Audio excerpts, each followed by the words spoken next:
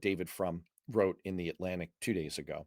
What he's seeing in Trump ratcheting up the authoritarian moves, the clamping down on free speech, the instructing his attorney general to go after his political opponents, to indict them, to prosecute them, to jail them.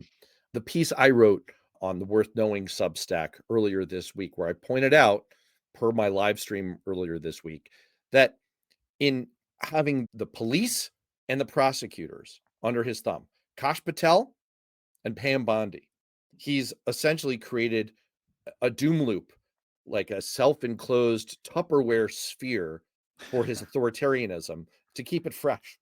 And Frum's point is he's ramping up all of these moves right now because he perceives that he's in a race against time.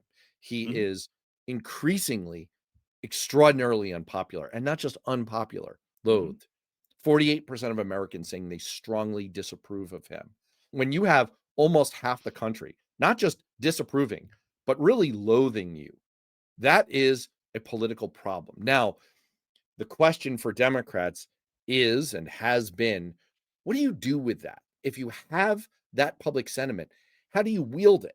How do you make this race against time work? Because this really is a race to the midterms. Can we hold back the Trump tide long enough and preserve free and fair elections in 2026 to enough of an extent that we can claw back a little bit of restraint, a little bit of power in the form of at least holding the House of Representatives so that we can prevent the full authoritarian takeover? In my mind, it's going to become even more imperative for people like Patel and Bondi and these kleptocrats, these kind of like insufferable flying monkeys that he's brought into the administration, not just sycophants, but remora, like people suckling on Donald Trump for their sustenance and their freedom, because they're now fully embedded in the corruption.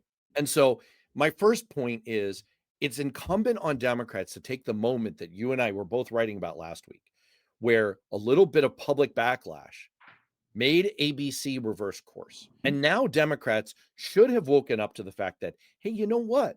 The majority is with us. We actually have some strength. If we can focus it, we can wield that. We can use it.